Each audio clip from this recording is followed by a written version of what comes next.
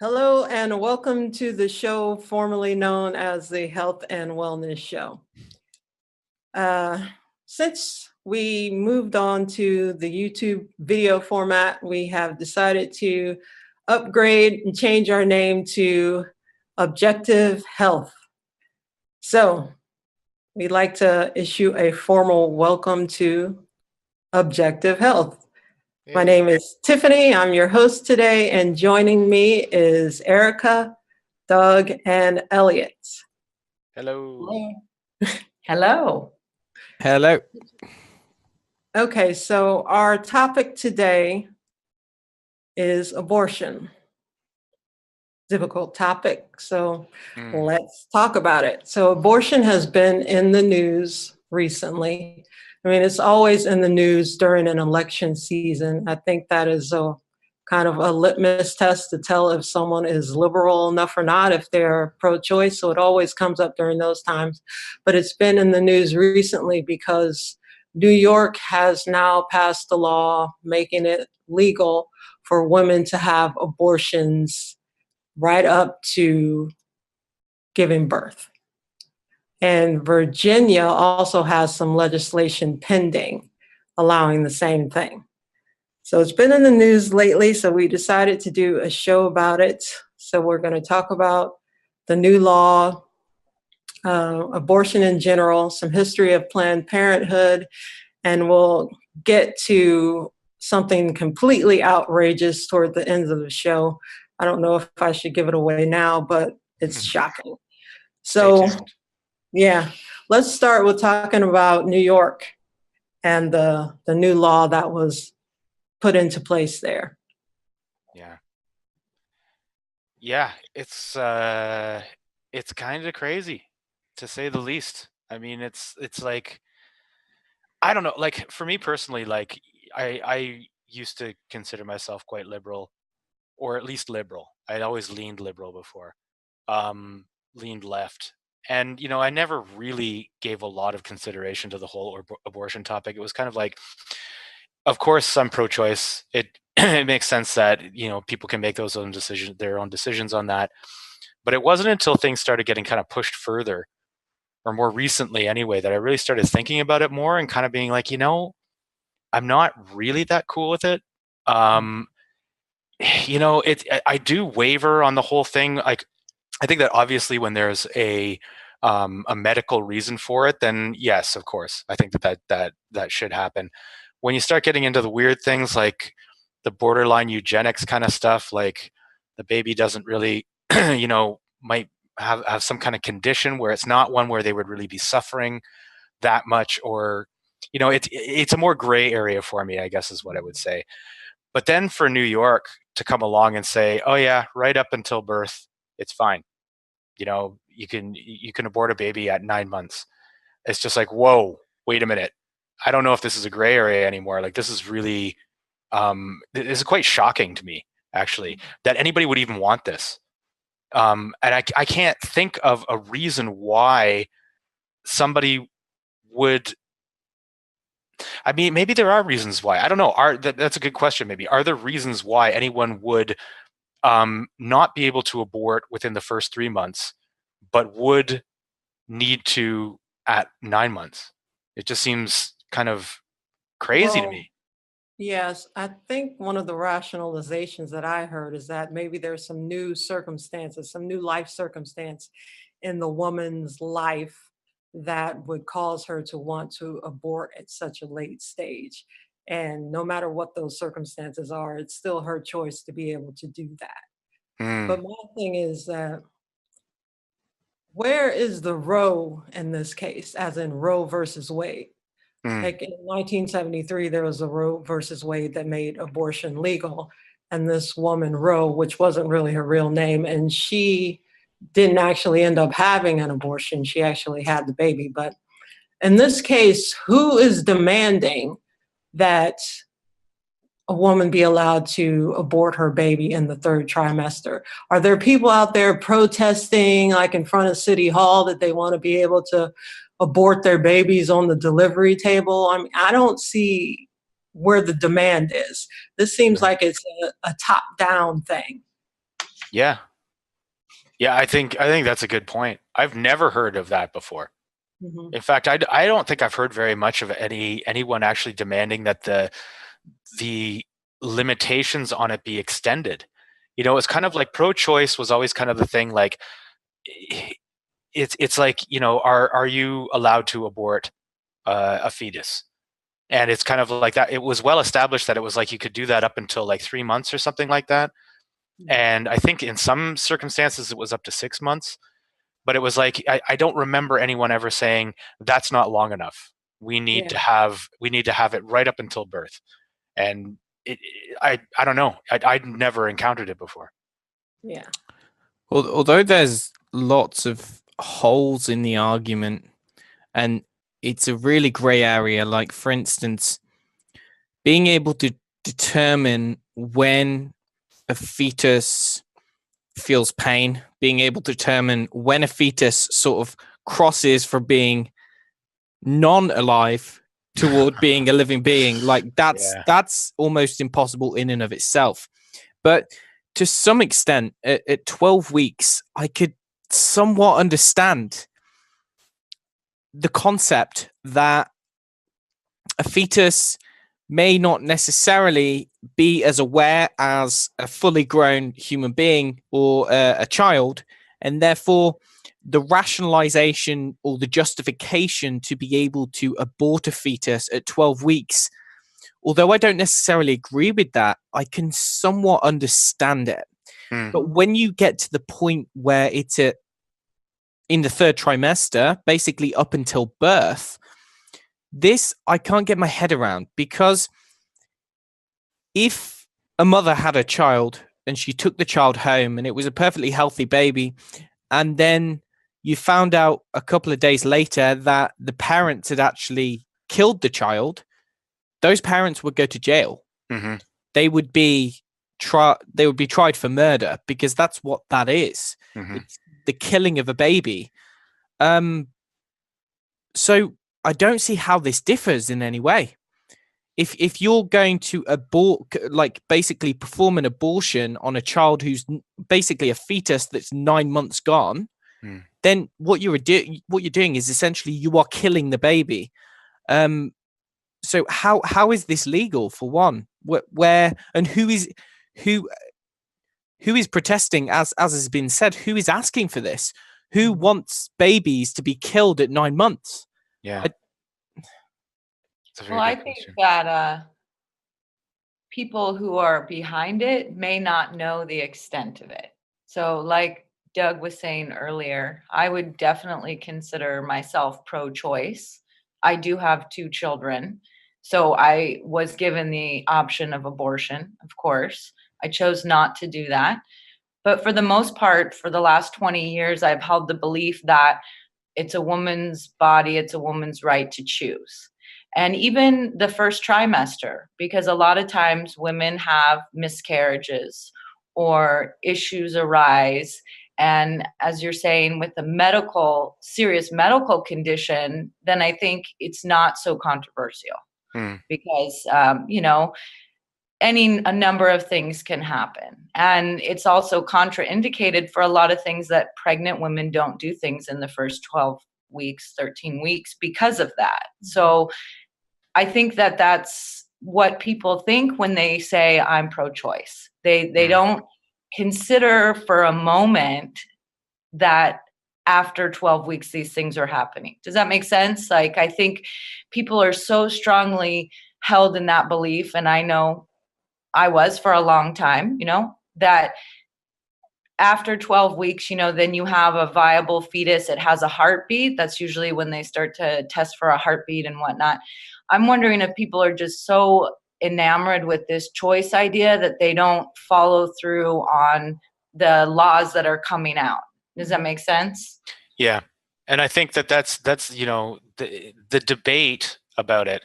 If it is even a debate, it's more like just shouting back and forth. But it seems like it's been skewed by the left to be all about the women's rights, and it's her body, it's her choice, all those sorts of things. And I think that by framing the debate in that way, it's very easy to kind of push forward that pro-choice idea, and that everybody kind of gets on board with that. It's like, well, whose choice is it? Is it the government's choice? Of course not. Government has to keep their hands off my body. It's like, well, yeah, of course. But if you don't frame it in that way, and you kind of say, well, like, this is a life here.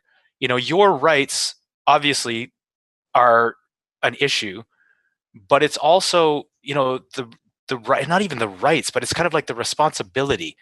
You have a life growing inside of you, and you have a responsibility to that. So I think by framing the debate in the way that it's been framed, it skews things in that direction, where it's kind of like, does the government have a right to tell you what to do with your body? No. Yeah, and I think that's where people stop thinking about it.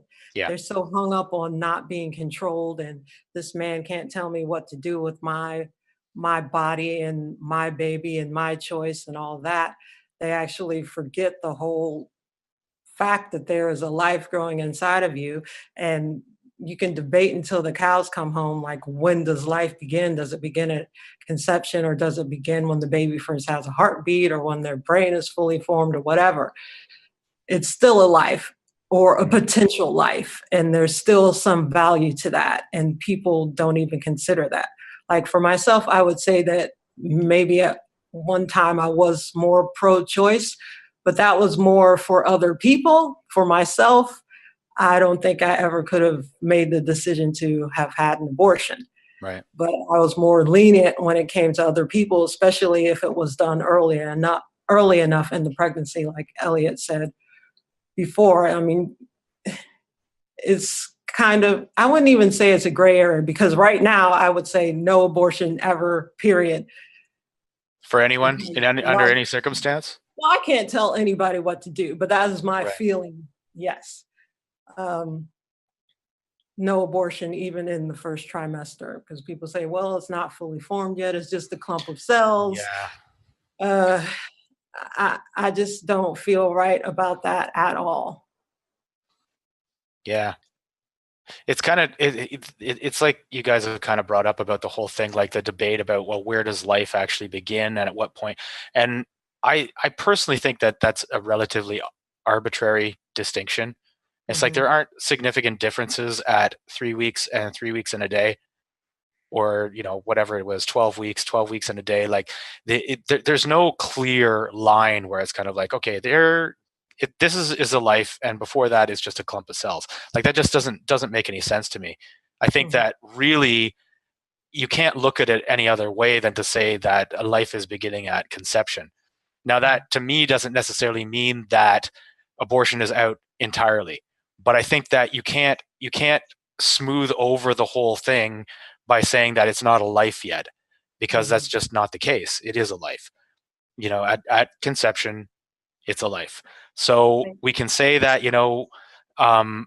there are circumstances in which it is okay to end a life. And I mean, I think that could be argued. I think there are probably a number of different situations where you could argue that, yes, there are circumstances in which it is necessary or the best course of action to end a life. But I don't think we should sugarcoat it by saying it's not a life yet, because I think it is a life. And there's great responsibility in accepting that you are carrying a life, and that should be primary in most people's minds. Like, what is my responsibility? I know it might be wishful thinking, but hoping that the vast majority of people on this earth realize the great responsibility that comes with not just being pregnant, but with sexual activity. Maybe that's too much to ask for a lot of people to feel that way, but it's something that should be taken very, very seriously. And it's just not. It's just treated as, I don't know, it's just part of a throwaway culture. Not only do we throw away like electronics when we're done using it, now we think it's okay to just throw away living beings, babies, innocent babies. Like, people make that argument, oh, how can you be pro-life but pro-capital punishment? I mean, there is a big difference between an innocent baby and someone who is a serial killer. and presents a great harm to society. Mhm. So, And if you look through the various cases that have happened since Roe v. Wade in 1973, it's basically states battling for these rights. And some states are much more liberal as far as what they allow. Mm. And obviously, New York is one of those. I think that a big hot button issue, especially for women, is like you guys were saying, that US out of my uterus, it's my body. What I'm noticing in these cases is that it's always about the mother's well-being, the mother's mental health, and I have to say that my stance is really changing. I, for a long time, felt like the whole pro-life thing was a little out of bounds and kind of crazy. Mhm. I'm changing my perspective on that after reading for this show, because I see where they're coming from, that it's like you were saying, 3 months and a day or 9 months. There is a big difference there. And yes, but the bottom line is that this is a life and it is a responsibility. And if you were concerned about getting pregnant in the first place, you should have taken the actions to prevent that. And what seems to be happening, and maybe we'll get into this with the Planned Parenthood thing, is it's become a form of birth control. Mhm. so do we actually want to get into some of the things that the New York law actually says? And then perhaps we can play that clip. Mhm.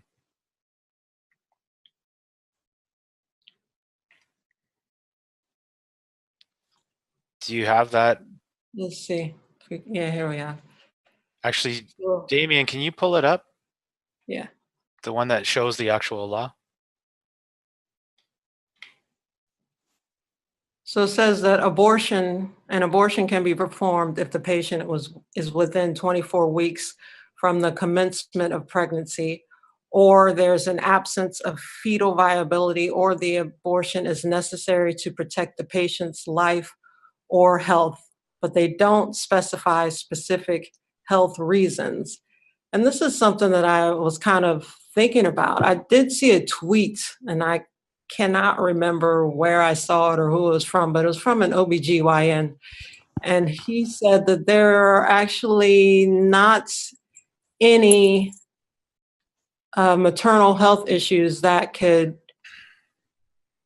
prevent a woman from giving birth. I'm not sure if this is exactly true, but they never do actually list certain health conditions that would cause a woman to die. I mean, women do die in childbirth, but Yeah, there was that one incident in Ireland too, that because Ireland recently legalized abortion, and there was a lot of the campaign, the pro campaign, was hinged on this woman who did die, and it was some kind of sepsis thing or something like that. And she had asked for an abortion and had been refused. And ended up dying from it. But yeah, no, I read the same tweet as you, and this was a guy who said he's performed like over 2,000 abortions or something like that, and said that he had, or no, sorry, 2,000 births, and said that he had never come across an issue where the woman's life was in danger. Yeah, because pregnant women go to great lengths to be able to carry a child to term, or at least as long as they can. There's bed rest, there's all kind of medications, monitoring. They sometimes check themselves into the hospital and be on strict bed rest there so they can, have the baby or carry it for as long as possible or till it can survive outside of the womb. So I think that might be a bit of a stretch. So when they say to protect the patient or the mother's life or health, a lot of the time, I think they're referring to her emotional well-being. And that can be any number of things, whether having a baby can cause her emotional stress or financial stress or cause some kind of turbulence in her relationship, or if she's not in a relationship, that'll cause her even more stress. So it's very vague as to what they mean by that. Yeah, you can define that in practically any way that you want to. If you're seeking to justify doing this based on the grounds of health, but you're not specifying exactly what constitutes health, Mhm. then you could theoretically say anything. Anyone could make a good argument that something could. I mean, let's be honest, having a baby is always, it's going to cause problems in everyone's life. I mean, it's an inherently stressful thing. It completely turns people's lives upside down, not necessarily for the better at first. You know, it's extraordinarily difficult from what I understand, although I'm not a parent myself. You know, it's a major event. And so I'm sure most parents would say, I mean, if you think of the sleepless nights, most parents could say that having a kid is pretty bad for their health, at least in the first couple of years. So that, yeah, that's bit, yeah, as you said, very vague. Yeah, so more about this law in New York. It's not just doctors who will be able to perform non-surgical abortions. And by that, they mean like what they call medical abortions, where they give a series of uh, hormonal pills to induce an abortion. So nurse practitioners, physicians' assistants, and midwives can do that. And then after the 12th week, any procedures have to be done in the hospital. And after the 20th week, a doctor has to be present to handle the care of any live birth. Because after the 20th week, there is a chance that the child can be born, alive. And another major thing about this New York law is that they removed from the criminal code, like say, for instance, a woman is beaten or assaulted while she's pregnant and she loses the baby. The person who assaulted her cannot be held criminally liable for the death of the baby or the fetus.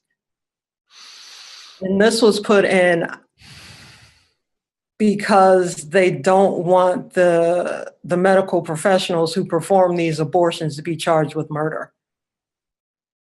Yeah. And didn't they also take out, because before it was like once a baby is born, then it has protections under the law. It's recognized as a person. If it is killed, then it's murder. But because there is this chance that the abortion will actually be a living baby, it was previously illegal for them to then kill it. And I think that now, if I'm not mistaken, it's no longer illegal for them to do that. So Right. if they give the abortion medication and the baby comes out and it's still alive, they now have the right to actually kill that baby. Yes. So this is basically a law legalizing infanticide. It's hard to look at it any other way. Well, I mean, infanticide has happened throughout history for various reasons. I mean, you could talk about child sacrifice. You can talk about, places like India where male babies are preferred over female babies and female babies are left to die. That doesn't mean that just because it happened throughout history that it is something that we should be doing. So that's the law for New York, and there's also pending legislation in Virginia. So people are not happy with this. No. Of course. And there have been protests. There was a March for Life protest in Washington not too long ago. That's where that whole MAGA hat incident Covington, happened. yeah. Yeah, they were actually going to the pro-life or anti-abortion rally in Washington, D.C. when all of that happened. So people don't care for it at all, but the mainstream media doesn't really cover the huge numbers of people that are going to these rallies and protests of abortion. I think it was 100,000 people that showed up for it. Yeah. I mean, that's a big rally. And some media were even reporting it as 1,000 people. It's like being off by like 100,000 to 1,000, 100-fold difference there. Yeah, you got to wonder. That doesn't sound like very honest reporting to me. That's not a mistake. Yeah. But maybe we should actually, because Virginia is even a more extreme case, if you can believe it, and even more extreme case than the New York one. So maybe we could play that clip of, what's her name? The one who's proposing the bill. Is it Tran? Tran, yeah, her last name's Tran, yeah. Senator Tran? Congressman Tran? I'm not sure how American politics works. But can we play that, Damien? So how late in the third trimester would you be able to do that? You know, it's very unfortunate that our physicians, witnesses, were not able to attend today to speak specifically. No, I'm to talking that. about your bill. How late in the third trimester could a physician perform an abortion if he indicated it would impair the mental health of the woman? The bill passed? Or physical health. Okay. Okay. I'm talking about the mental health. Yeah. So, I mean, through the third trimester. The third trimester goes all the way up to 40 weeks. Okay. As far as I know, but to the end of the third trimester. Yep, I don't think we have a limit in the bill. Their reaction So, to it.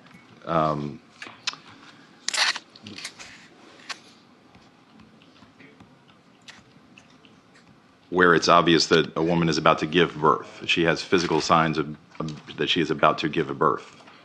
Would that still be a point at which she could request an abortion if she was so certified? She's dilating.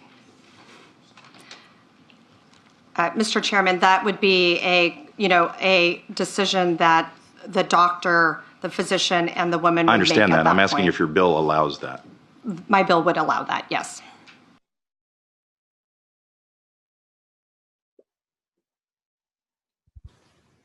Okay, so we couldn't hear that, but I think that played. Okay. But anyway, that was basically it, like allowing for right up until the end of the third trimester, which is the same as New York. But actually that one I don't think talked about the possibility of after birth abortion. Now we do have another clip actually where it is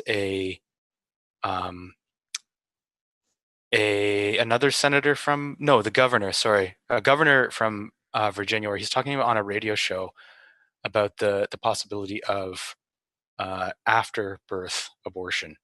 So maybe we should play that one too, just so, since we're on the topic of Virginia right now. No exception. There was a very contentious committee hearing yesterday when Fairfax County Delegate Kathy Tran made her case for lifting restrictions on third trimester abortions, as well as other restrictions now in place. And she was pressed by a Republican delegate about whether her bill would permit an abortion even as a woman is essentially dilating, ready to give birth. And she answered that it would permit an abortion at that stage of labor. Do you support her measure and explain her answer? Yeah, and I wasn't there, Julie, and I certainly can't speak for Delegate Tran, but I would tell you first thing I would say, this is why decisions such as this should be made by providers, physicians, and the mothers and fathers that are involved. There are, when we talk about third trimester abortions, these are done with the consent of obviously the mother, with the consent of the physicians, more than one physician, by the way. And it's done in cases where there may be severe deformities, there may be a fetus that's non-viable. So in this particular example, if a mother is in labor, I can tell you exactly what would happen. The infant would be delivered.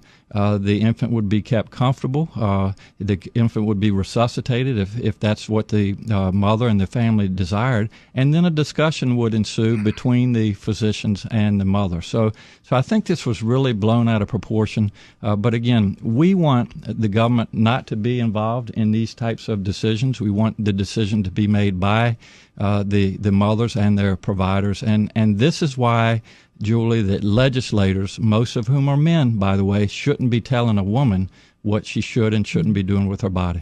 And do you think multiple physicians should have to weigh in, as is currently required? She's trying to lift that requirement. Well, I think it's always good to get a second opinion, and for at least 2 providers to be involved in that decision, because these decisions shouldn't be taken lightly. And so, I would certainly support more than 1 provider. All right, let's go back to the phones now for the governor. We're going to talk now with Mike, who's calling. Okay. So that's really something. The baby's delivered, resuscitated if necessary, taken into the next room, and then a conversation would be had with the mother and the mother and the father, or just the mother, whatever the case may be, discussing whether or not they should kill it. And he jeez. harkens back again to that whole men shouldn't be telling women what to do with their bodies Yeah. argument. Yeah, exactly. Yeah. It's kind of like it's not, it's all about the rights of the mother. Like nothing else is taken into consideration here. And I just think that's a terrible way. I mean, of course, the rights of the mother should be taken into account in this kind of discussion, but for that to be the only point on which anything is discussed is just completely stacking the deck towards this kind of action. I wonder if, like in that clip where the people were applauding the bill passing, do they really know what they're cheering? Do they know that they're cheering for infanticide, killing babies? How can they, I don't know. I just don't understand how they could not know that. And how is it that as a society we've come to this point? Maybe this is a good time to talk about Planned Parenthood and its evolution.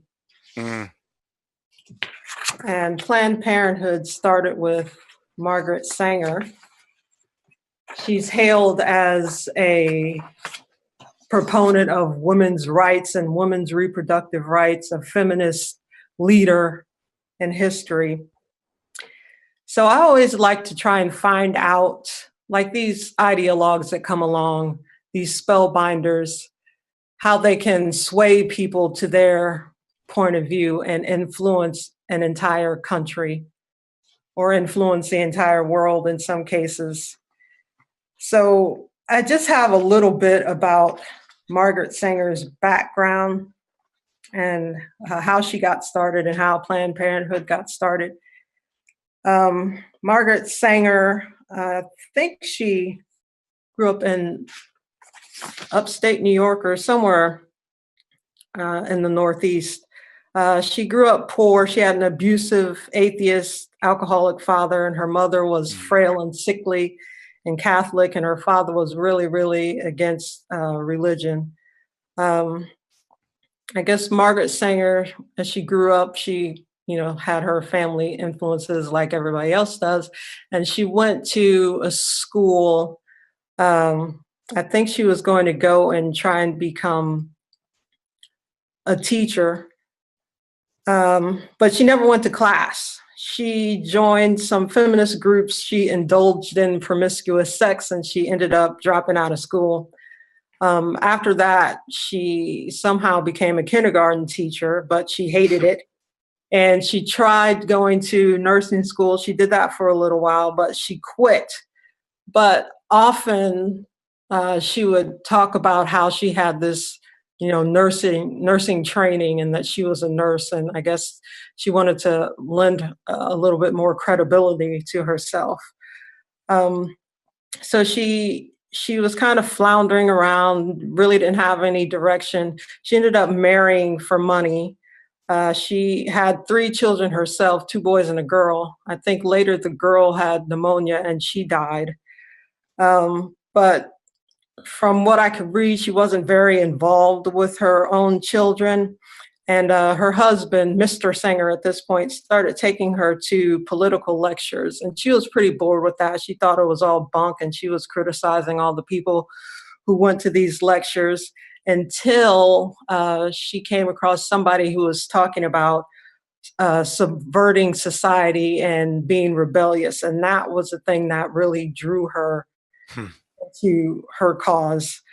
She was all in at that point, and she wanted to create some kind of utopia. And this always comes up with these types of people.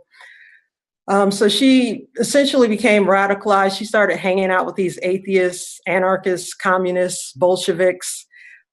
She started hanging out with this radical feminist and free love proponent named Emma Goldman. And Margaret Sanger herself, she would have her group of friends and she would start giving them lectures. And what she wanted to talk about most of the time was the joys of sex.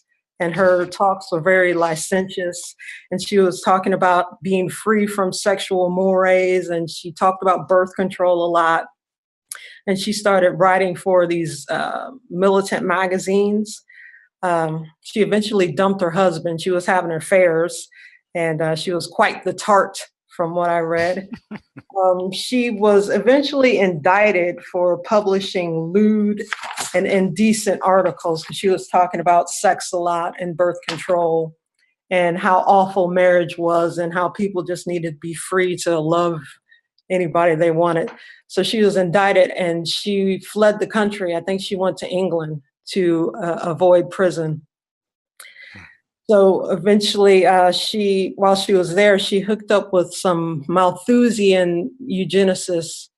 They followed the works of Thomas Malthus, and Malthus was a guy who was really into, the world is too overpopulated, and if there's many more people, the world is not going to survive, and we need to start culling the herd and get rid of certain defectives and the mentally feeble. So yeah, he was a eugenicist, and she was really into that whole message that he was giving out. And she thought that since he presented his reasoning for eugenicists, that since he was more scientific in his argument, that would lend her some more credibility as well. So she eventually came back to the US and she opened a back alley abortion clinic, and it was in an immigrant area, but it got shut down after 2 weeks. And she got arrested and she was sent to the workhouse. And when she got out, she founded a birth control league and she had a magazine that went along with it. And she wrote a book called The Pivot of Civilization. And in this book, she called for the elimination of human weeds, is what she called them. She wanted people to not perform charitable acts or give to charity. Like if people were in a bad way, they should just be left to it and no one should help anybody. She wanted to sterilize genetically inferior races. That included Black people, because there's, lots of chatter around that she was a racist. And in fact, she was, but I think it's even greater than just being a racist. She did speak at like this KKK rally, and she said that they liked her speech so much that many other similar groups wanted her to come and talk. So what could she be saying to KKK people that they liked a lot? It had to be something about race and, getting rid of one particular race. So she started getting more popular. The money started coming in. She opened up more clinics in poor minority neighborhoods. She did create a Negro Advisory Council to distribute birth control to Southern Blacks, but she wanted to make sure that nobody knew that, there was some racist intent behind it. So basically, she just kept getting more money. The organization got bigger. Eventually, the name became Planned Parenthood, and that's where we are right now. What a misnomer on the name, Planned Parenthood. Yeah, because it sounds like it's all about family, and Margaret Sanger was anything. She was not pro-family at all. Well, no. And I mean, I don't imagine many people know the history of Planned Parenthood there, that it comes from like a racist eugenicist who basically wanted to sterilize minorities. And anybody that she thought was feeble-minded or human weeds. Unfit. But she was all for the more fit people, having a lot of babies. But basically, she wanted to encourage promiscuity she wanted value-free sex education, and she wanted to undermine parental authority. So if you look at Planned Parenthood, I mean, it pretty much encompasses her vision. Like if you look at Planned Parenthood, sex education in schools, there's all these parents who are like up in arms because it's basically pornographic, and they're teaching children about, sex in kindergarten and different sexual acts and masturbation, and it's just disgusting. Well, it's interesting kind of on that note how last year in New York, their parents are upset after high school brings in Planned Parenthood to teach students about abortion and sex without permission. And I have some experience with Planned Parenthood in Hawaii. It's popular, and yes, they do give out condoms, but the one thing that was so disturbing that I found out is that a 14-year-old girl can go to Planned Parenthood and receive contraception, whether that be condoms or the pill or even the shot, the depot shot, without parental consent. And I feel like that is wrong on so many levels. I mean, yes, I mean, this goes into the whole education thing. I think that, children should be talked about, and I think parents need to really deal with that in a lot of ways. But 14, I mean, that you can't even drive. Yeah, that is undermining parental authority. And I remember when I was in elementary school in the 5th grade, we had sex education, and we talked about, what is sex?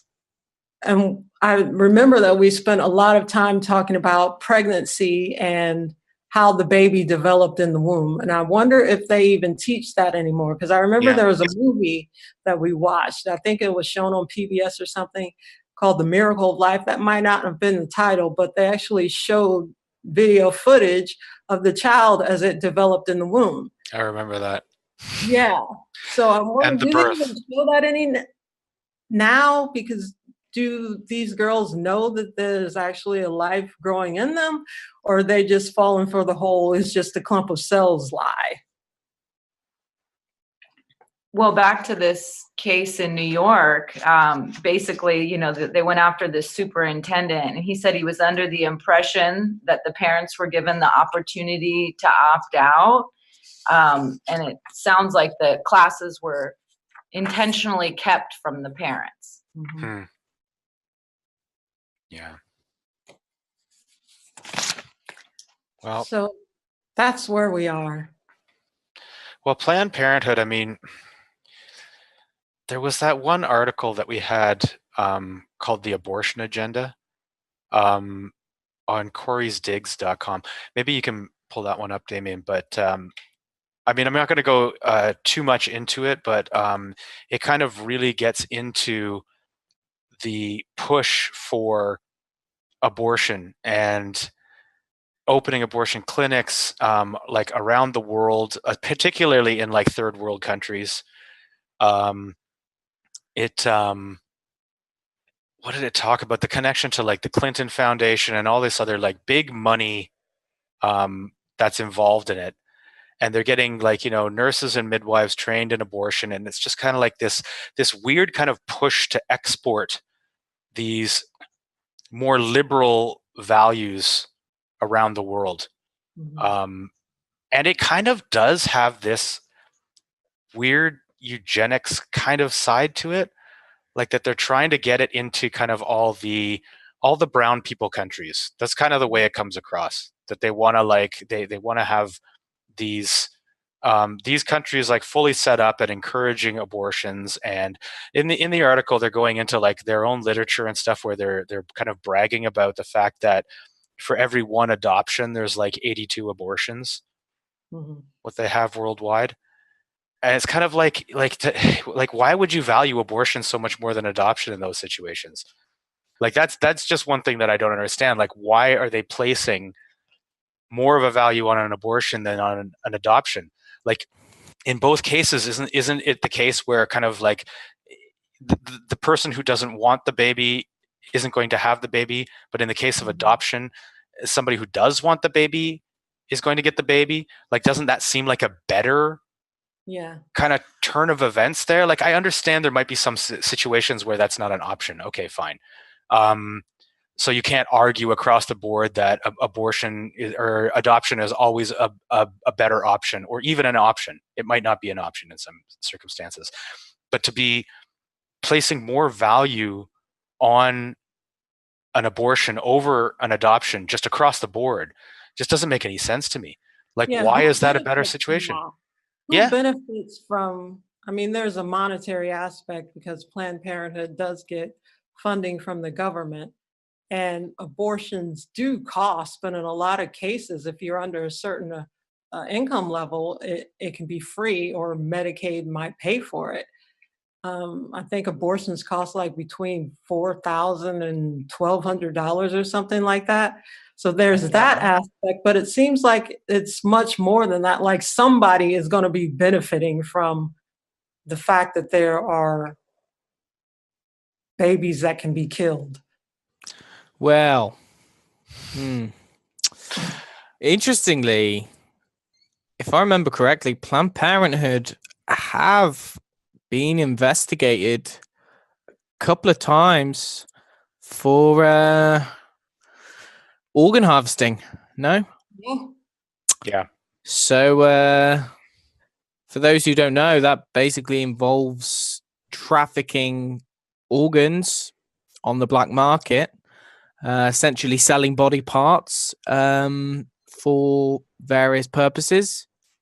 And that goes on. It's organ harvesting or trafficking is more common in, places like war-torn areas. That goes on a lot there. Places where there's lots of orphans. India, apparently there's a lot of organ harvesting in India. But yeah, apparently this is what Planned Parenthood have been up to. Yeah, they were caught on tape a couple of times, and as far as I know, there were no sanctions against them. Nobody was arrested. There was no legal action against them, but there was legal action against the people who filmed them. Yeah. So they were caught on tape actually talking about how, I guess it was the people that were filming them disguised themselves as potential buyers. Potential buyers of these organs. And they were talking to the medical director of a certain Planned Parenthood affiliate or organization about, how they could get more organs that were intact. Like livers were very popular, hearts. Sometimes they wanted just some muscle tissue, and the lady was saying, "Oh yeah, muscle tissue is easy. You can just, take that off." Well, why don't we actually play the clip? Yeah, play the clip. Can you play that one, Damien? Federal abortion ban is a law, and laws are up to interpretation. So if I say on day one I do not intend to do this, what ultimately happens doesn't matter. So yesterday was a clinic day. For example, what did you procure? I asked her at the beginning of the day what she wanted. Yesterday she's been a lot of people want intact hearts these days because they're looking for specific nodes. AB nodes, SA. I was like, wow, I didn't even know. Good for them. Yesterday was the first time she said people wanted lungs. And then, like I said, always as many intact livers as possible. People just want livers. People want lower extremities too, which that's simple. I mean, that's easy. I don't know what they're doing with it. I guess they want muscle. But yeah, a dime a dozen.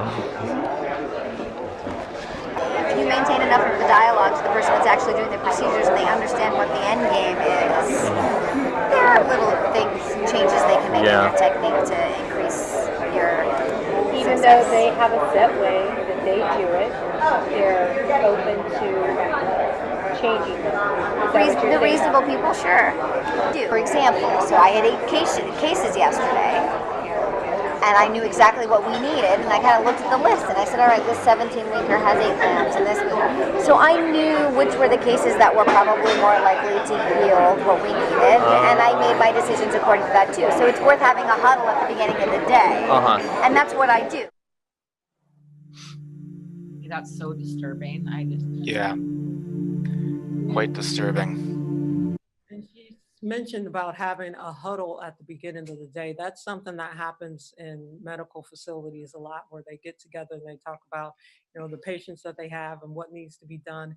And the way she just so flippantly said that they have a huddle to decide which baby parts they're going to harvest is just so cold and so chilling. Yeah. What And I kind of wonder, woman is this? I wonder what kind of ethical implications there are to them changing their technique depending on what organs that they want to be able to get. It's like, changing the way that they're actually doing the procedure. Now, I mean, I don't know enough about it to be able to say one way or the other, but I wonder if that does kind of, bring up some kind of ethical considerations. Like, you got to assume that there's going to be the right way to do it and the wrong way to do it. And if you go off and start doing it a little bit wrong because it makes it more likely that this organ will still be intact, I don't know.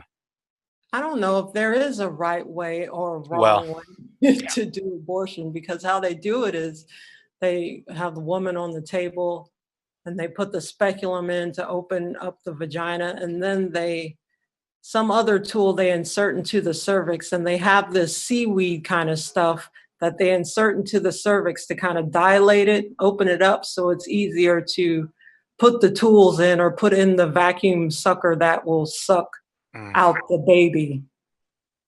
So depending on the age of the baby, that can be either easier or more difficult. So what this woman's talking about, they can change, how they actually go in with the tools and pull out certain body parts. It's so disgusting. And I doubt that they're telling the client on the table that that is their intention. No. No, I don't. By the way, we're gonna, your child is gonna be used for, or this aborted fetus is gonna be used for medical applications later. Yeah. Well, I know they use them in things like skin creams and stuff like that, don't they? Or is that not true? Yeah, vaccines, skin creams. I think there was some, like, they call them penis facials. Oh, yeah. They use the circumcised foreskin from male baby penises. So, yeah, baby body parts are used. Yeah, that's. I can't even believe that we're talking about this. Is so really very difficult to talk about, and I'm just really disgusted right now. I think that just thinking about this, the thing that gets me about abortion is this. So I've never been pregnant myself, but I've imagined being pregnant and what that would be like, and I'm sure it's different than actually being pregnant. So imagining like a pregnant woman who knows that she's pregnant. She has a life growing inside of her. She talks to the baby. She sings to the baby. She imagines what kind of life the baby will have, whether it'll be a boy or a girl, pick out names, decorate the baby's room, have baby showers. They develop love for the baby before the baby is even born. And to just snuff that life out. Like, what kind of woman does that? Who can be so cold as to do that sort of thing? Well, I guess maybe there are people who really don't know the extent of what they're doing. I mean, I'm totally imagining, because obviously I don't know, but I would say in most situations where a woman would choose to have an abortion, the baby is completely like unwanted, and it's looked at as an inconvenience or a burden in some way. And I don't imagine there's any kind of connection there, that they haven't had any kind of like emotional connection. I mean, maybe it's just like a really cold person who doesn't have that kind of capability, or maybe they're doing it early enough to like to that they don't kind of form that bond, or maybe it's just that in whatever situation they're in, that the fear just kind of like takes over, and it's kind of like they can't actually see any other way out of it. Like, I would imagine to be able to go through with that sort of procedure, one, it would either have to be incredibly cold and unfeeling, or they would just have to be so overwhelmed and desperate that they would make that kind of decision. Like, it can't be for a normal functioning emotional individual, it can't be a decision that's taken lightly. At least I can't imagine that it would be. I would think that it would have to be a situation where the person is just so desperate and so at the end of the rope that they would do something like that, or completely cold and clinical and just be like, no, this is an inconvenience, I don't want to deal with this.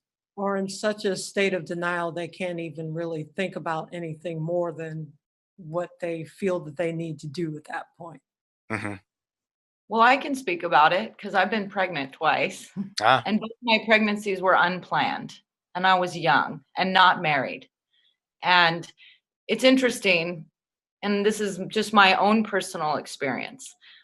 But again, I grew up in a very liberal environment in California, and my mother was pro-choice avidly. And, again, it's a woman's right to choose. And if you have an unwanted pregnancy, you can choose that. When I became pregnant, the story changed, right? She did not, she was like, I'll pay for the abortion. You can, here's the money. And it was a temptation for sure. I was 20 years old. And, we went through the whole discussion, and it was emotional. And this topic is very emotional because I never, I went to Planned Parenthood. I didn't get the abortion, obviously, but it's very kind of nonchalant. I don't even think that they offered counseling after the fact. And I walked out of there. And of course, if you go to a clinic, there are people outside protesting a lot of the times. And so it becomes morally questionable and very emotional. And, I had no financial support at all. But for me, I could not go through with that. I felt like it was not something that I could do. And then I got pregnant again 2 years later. And the same thing happened. And of course, back to that idea of rights versus responsibility. Sure, I could have gone and had the abortion the second time. Well, now I already had a child. And so any woman that has carried a child, like Tiffany was saying, and had that feeling inside of you, and maybe has 2 or 3, and then they don't want a 4th, I can't even wrap my mind around it, again, because I've never gone through the procedure. But it was so willy-nilly, kind of like, we'll come back tomorrow and we can do this procedure for you. You can move on with your life. I will say, I know many women that have had abortions and who have emotionally never been the same. Later in their lives, when they're ready, they're married, and they want to have children, they cannot, because they have basically been mutilated from the procedure. So it's a slippery slope. And there have been lots of young girls. I know one girl when I was in college, her mother actually forced her to get an abortion. And I know that happens. Not sad. So it's not the case that all women who have abortions are unfeeling psychopaths. But yeah, it's a difficult thing. And I don't think if they outlaw it completely that it will not continue to happen. As doing the reading for this show, if a woman really does not want to have a baby, she can find a way to abort that baby, whether it's legal or not. That's just the bottom line. Yeah. So I don't want it to come across as like this heavy pro-life, it's all wrong in all instances. There's always circumstances. Yeah. Yeah. And the fact that there are always circumstances, yes, that can be a reason to keep abortion legal. But it doesn't mean that we have to go to the other extreme where we are applauding infanticide either. Exactly. Yeah. I think that's what has happened. Yeah. That's that's the thing. I have to wonder if the origins of Planned Parenthood it's actually kind of still those same kind of values that are put forward. Like that whole thing you brought up about the kind of the mutilation that can happen when an abortion happens, and that it actually sterilizes some of these women. It's kind of like, well, like, I don't know, maybe this is too Alex Jones or something like that, but it honestly, like, seeing the organizations and how they're working around the world and everything like that, honestly, like, where's my tinfoil hat? Yeah, it's not a completely safe procedure. I mean, Yeah. there are certainly risks. There's a risk of death. There's the risk of infection. There's tools and scraping and sucking involved, hemorrhaging. I mean, it's not just an in and out easy procedure like getting stitches or something. Yeah. Well, it's interesting too, if you just do kind of a cursory search as I did on the web about the history of this topic. Some of the quotes are that, pregnancy is far more dangerous than abortion. And it is true. I mean, it's been said that when you choose to have a baby, it's the closest a woman will ever choose to death, because everything can go wrong. You can have hemorrhaging, you can die during childbirth. There's all these things. But I think that by saying that, it's kind of like throwing the discussion out the window. Mm-hmm. Oh, well, I have a safer chance of surviving if I abort this child, especially if I don't want it. Mm-hmm. But what are the statistics there actually? Like, how likely are you to die in childbirth these days? Yeah. Like, does that still happen often? Like, certainly in like Western countries and stuff like that, I can't imagine that happens very often these days. Well, and with the whole advent of cesarean sections, there is possibility. I mean, I had a friend that had a baby the baby was 6 months. It was, not even full term. It was born 3 pounds and it survived, wow. So there are medical interventions that can help. Mm-hmm. And so, again, I mean, I don't know. I'm with Tiffany. It's a very hotly debated topic. And I just think that if people are out there saying, women's rights, we have a right to choose, they need to do their research and really check in with what they're supporting. Mm-hmm. Because I think it's easy to say that I am this way until you are in that situation. Yeah. Yeah. So do we want to go to the last worst aspect of this? Yeah. Okay. Let's do it. This isn't the only article or journal article that's been written on this topic. There have been others, but this one, I just happened on this because a friend posted it on Facebook, and it was written by 2 Italian philosophers, and I use that in quotes, and it was called Afterbirth Abortion, Why Should the Baby Live? And in this article, it was in the British Medical Journal. Yeah. Journal of Medical Ethics. They're actually making an argument for infanticide, killing the baby after it is born. So this is not, 3rd trimester on the delivery table, decide to kill the baby. This is after the baby is born and viable. So, yeah, it has to be read in its entirety to fully realize the absolute horror of this. But they go through all of these, arguments. They consider a person to mean an individual who is capable of attributing to her own existence some basic value, so that if they are deprived of that existence, it is a loss to the person.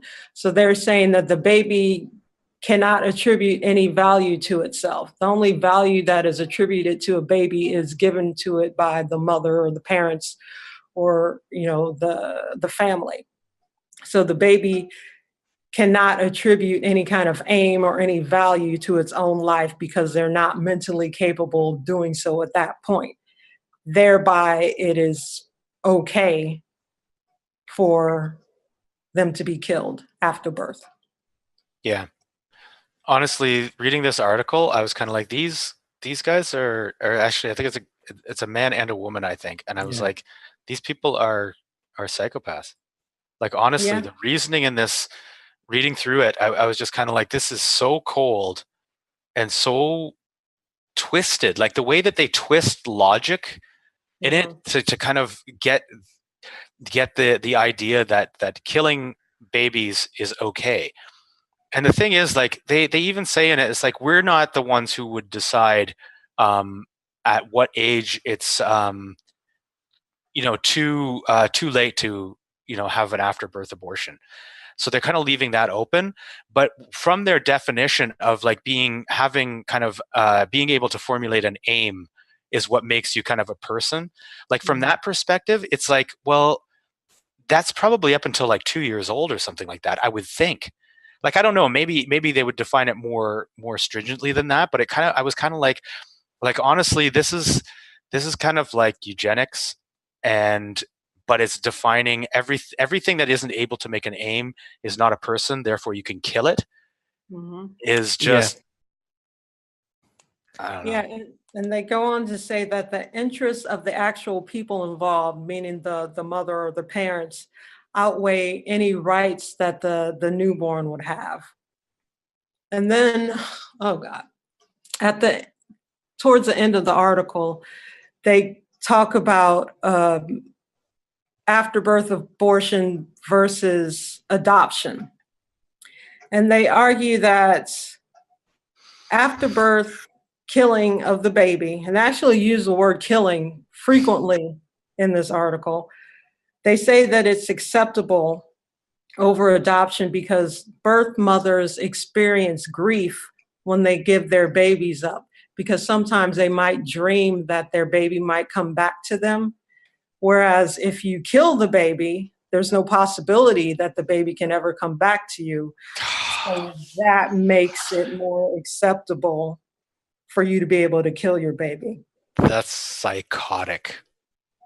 Yeah. Yeah. And they said that they don't put any claims forth about the moment at which afterbirth abortion would no longer be permissible. So I think they said something about going a few days after being born. But again, they don't say that, this is the definite cutoff point. So how long will it be? Can you kill the baby after a week, a month, a year? And it will still be okay? What about if your teenager isn't really working out? Can you just bump them off? What if your child has Down syndrome or can't actually formulate any aims for its own life? Well, based on their logic, you would be justified to execute that child. Wouldn't you? That's essentially what they're pushing for. Their logic is, reading it, the way that they're justifying this is they're basically saying, like, okay, if you're gonna abort the child, it's no difference if it's in the fetus, like if it's in the mother's womb or if it's out of the mother's womb. And whilst I agree with that, I mean, I do agree with that logic. I think it makes perfect sense. There's not really much difference. But I go the opposite way and say that if you're gonna kill, like, that's murder, that's killing the baby. But what they're saying is because we allowed women to go through abortions, say at 12 weeks, what's the difference between actually doing it when it's outside of the mother's womb? That's where they're coming from. I honestly don't know how it's acceptable that these two morally reprehensible individuals have a career in academia and are allowed to publish their drivel, their pure and utter shite, if you don't mind me saying. it's absolutely disgusting that even, I mean, the British Medical Journal would even publish this. I actually took a look at some of the authors. They're quite young, actually. The one author looks really quite young, maybe in his 30s. The second one is a self-proclaimed feminist, and that doesn't surprise me whatsoever, because looking at the roots of Planned Parenthood, the anti-human ideology, the anti-humanness of this whole stance is quite astonishing to see. But that's generally what these people would like to see. That's the kind of reality that these people would like to see. And they are insane. They are absolutely this insane. is utopia for them, which I do not understand how anybody could think that this would be a nice world to live in where these sorts of things can happen. You know, it's funny, the conservatives always talked about, you know, the slippery slope on abortion, or on any issue really, but they talk about the slippery slope with the, in regards to abortion. It's like, you know, if you allow it up to this amount of time, then it's going to go further, and then it's going to go further, and then it's going to go further. And it's like they would get kind of ridiculed for that idea. It's like, well, you know, how can it go any further? But it did. Like the fact that you've got New York passing it, third trimester abortions. You've got an academic paper coming out talking about after birth abortions. Like, honestly, where can, like, the slope is gone at this point. Yeah. I don't know. I think with these types that have or embrace these types of ideologies, it's like they cannot put any value on anything. Nothing has any value. It's like moral relativism. There's nothing that is better than anything else, nothing that is worse than anything else.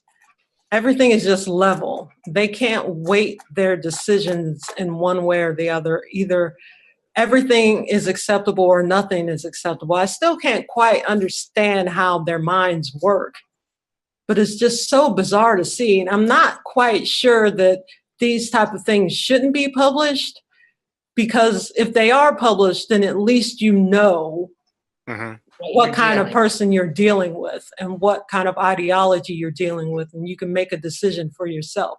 So to keep that sort of thing in the dark, I don't necessarily think is the best idea, but for God's sakes, please have the discernment to know that it is pure bullshit.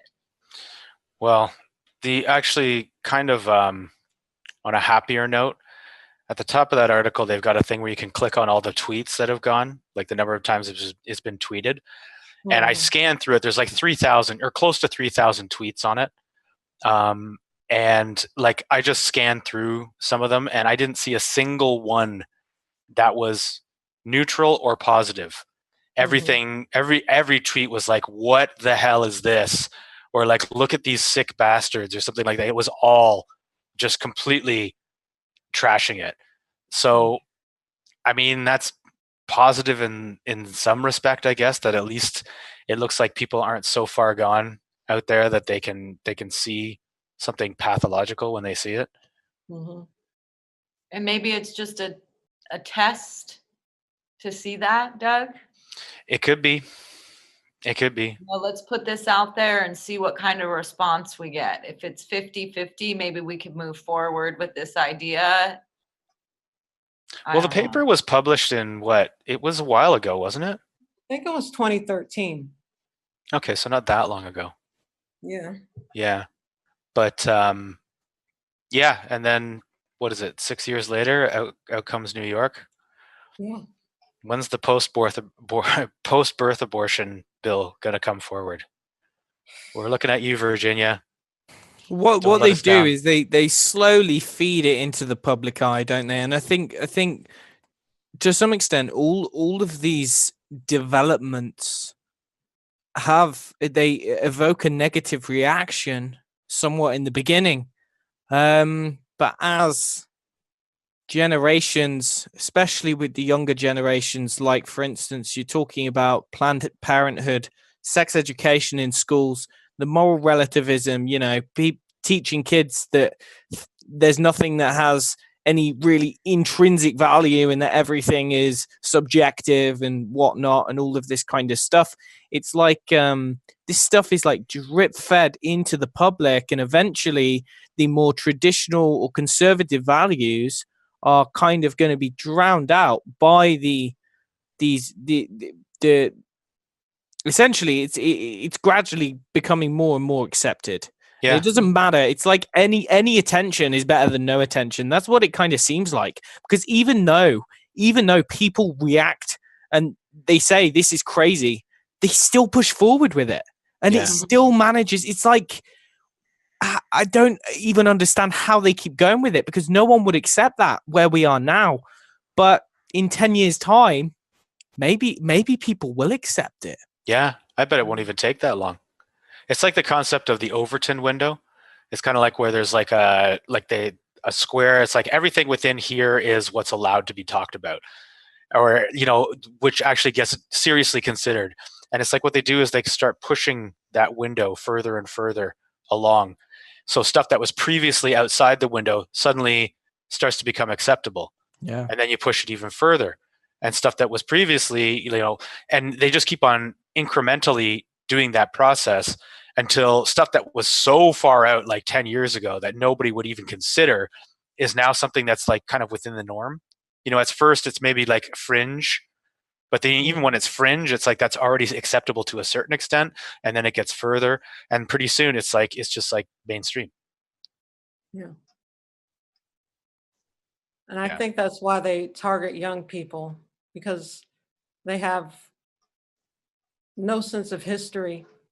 They haven't had enough life experiences yet to be able to discern what is truly bad from what is just, oh, that's just the way the world is. Mm-hmm. Yeah. So do we have anything else? I do have one thing, because this is going to continue to be an issue for sure. And for parents that have young children, I think it is their responsibility, if they want their children to know, to talk about things like sex. As crazy as that sounds. Insane. That if you leave that discussion untalked about, Planned Parenthood is going to step in and fill in the gaps for you. Yep.